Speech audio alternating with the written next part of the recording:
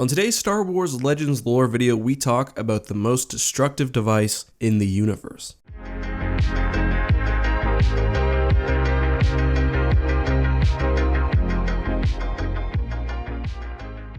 Hey guys, this is EckhartsLadder. Hello and welcome to another Star Wars Legends lore video. Today, we return to the Marvel Star Wars universe and take a look at issue 87 of classic Star Wars. The issue, which is known as Still Active after all these years, features an unnamed super weapon capable of apparently destroying the universe. But let's back up a bit. The comic starts with Luke visiting the planet Shawken with his pals Kiro, Pliff, who is a telepathic bunny rabbit, just FYI, and several others. During the Galactic Civil War, Shawken was an Imperial stronghold, but the civilization that lived on the planet was also supposedly one of the oldest in the galaxy. Now, this takes place in the weeks after Endor, but before the formal creation of the New Republic, and Luke is there as a sort of ambassador, trying to get the planet to join the Alliance of Free Planets, a transitionary government and the precursor for the New Republic. Luke meets with the head of the planet, a man named Santor, explains his proposition, but also tells him that the Rebel Alliance will nonetheless provide some medical supplies and other resources to the planet, which is still trying to recover from the tyranny of the Empire. As a side note, Shawken would eventually join the Alliance and the later New Republic, with Santor serving as senator. But while Luke is off forming his ambassadorial duties, his companions have ran off to explore some old ruins, hoping to find treasure. While screwing around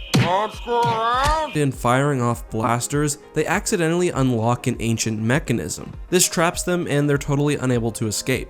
You see what happens when you screw around? Hearing the commotion, Luke, Santor, and Kiro go underground to try to find them. While this is happening, the miscreants notice that a ticking sound has started, which they believe to be a bomb. While searching for his friends, Luke encounters an automated defense system, which he destroys. He cuts a hole leading to where everyone else is trapped, but in doing so, uncovers an ancient artifact. Recognizing the symbol, Santor explains that his ancient ancestors were not only extraordinarily advanced in the areas of art and science, but also philosophy. One of their greatest scientists was a nihilist, and believed that there may be a point where the entire universe needed to be reset. He created a weapon which could destroy all matter and believed that in doing so, a new Big Bang would eventually occur. He explained the weapon as a sort of marbles game. A single explosion would cause a chain reaction which would send debris through hyperspace. This debris would strike other planets, continuing the cycle until eventually everything was destroyed.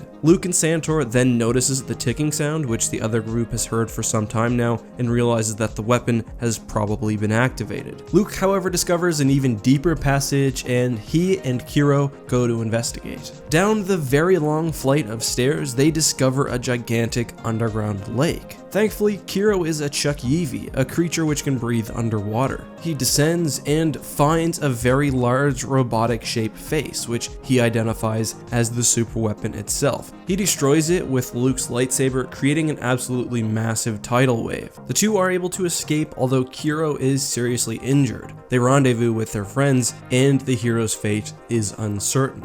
Kiro would appear in later comments. He trains to be a Jedi under Luke, and he would have another potential death, although apparently he survives that as well. But the main thing that interests me in this story is this new super weapon. It would later be identified by Pablo Hidalgo as the Shawken Device. Now, there's no evidence to support the fact that the Shawken Device would actually work, but the Shawken themselves were a technologically advanced species. I think the destructive capability was there. I don't know if it would have initiated a new Big Bang like the creator anticipated, but nonetheless, it's a fun little story, at least in my opinion. Let me know what you think down in the comment section. Do you like this type of video? Let me know all of that and more down below. Thank you guys so much for watching. As always, this has been EckhartsLadder. May the Force be with you.